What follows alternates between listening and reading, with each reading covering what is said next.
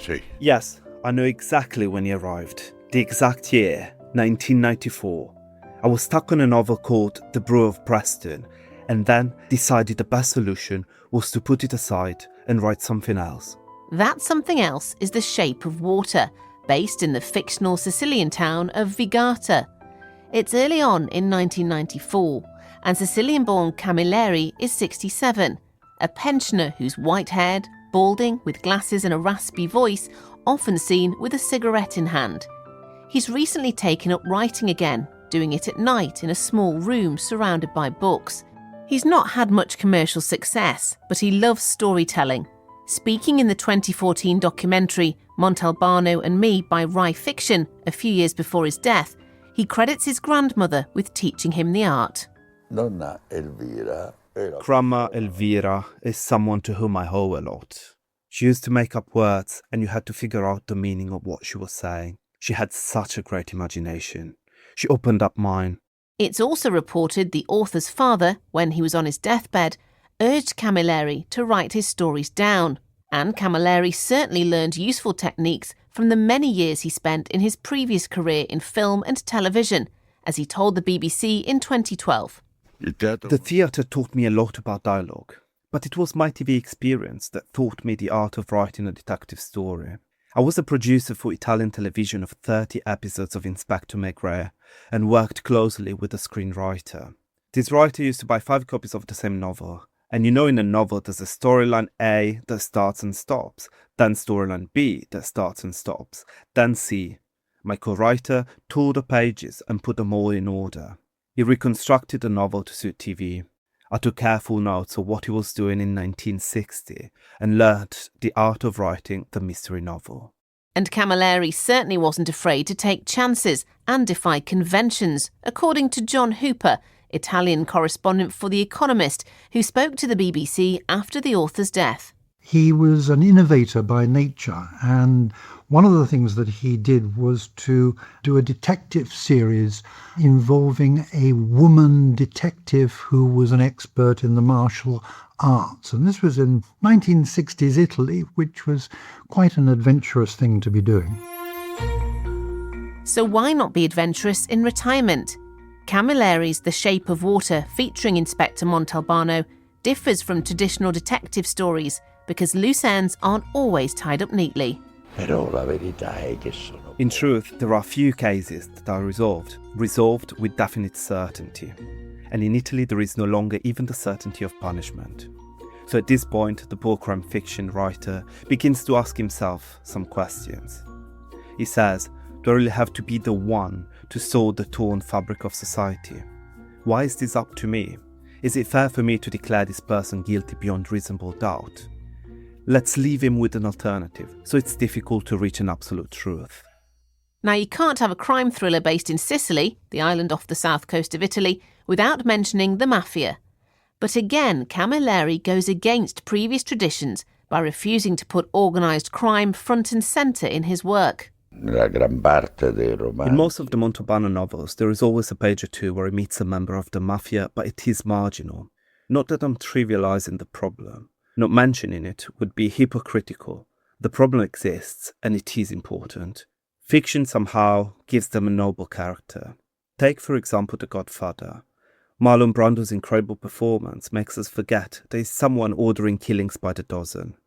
This is the risk, that in some way the mafia is glamorized, and I refuse to do that. And through Inspector Montalbano, he criticises corruption. The elements of a good policeman in Italy today are first to be deaf to the political pressures.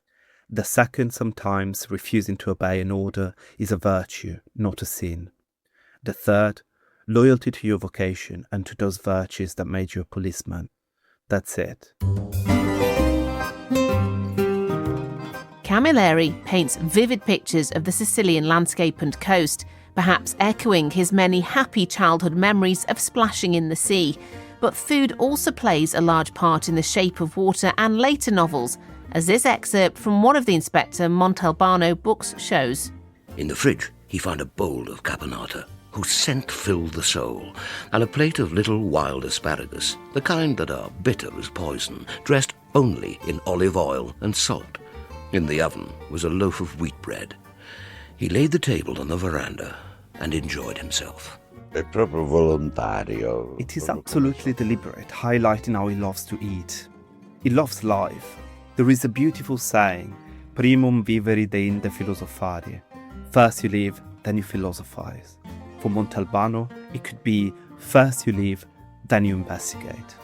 But his love for life is an instinct of his. I think it is a sort of unconscious revenge of mortality, an affirmation of being alive in the face of continuous death. Maybe it subconsciously expresses the pleasure of feeling alive, a life force. Camilleri writes The Shape of Water from start to finish. He has all the elements he needs, the crime, the exotic location. He's just missing the name of the lead character. At that time, I happened to read a novel by Vasquez Montalban called The Pianist, which gave me a clue to how to restructure the brewer of Preston. So my policeman commissioner, who until then had no name, I just called him the commissioner, I gave them the name Montalbano, in gratitude to Montalban. But it's also Camilleri's use of language that endears him to Italian readers because he uses Sicilian dialect. Yes, in my writing it has a particular meaning because it comes from why we speak Sicilian dialect and the language we use. I studied quite a lot about when Sicilians use the dialect and when the Italian language. The dialect is always confidential, intimate, a friendly atmosphere. The use of Italian language creates an immediate officialness, a distance. Italian is used to make law, to suggest intimidation, power. The Shape of Water was published in Italy on March the 10th, 1994. Camilleri's style of writing, together with the mix of crime, luscious settings and tantalising food, makes it a hit. It is widely credited with helping start a new wave of Italian noir and gains an even wider audience when it is translated into English in the early 2000s. Not only that, the novel and subsequent series change how people see Sicily. Instead of mobsters and poverty, there is a foodie's paradise with beautiful landscapes.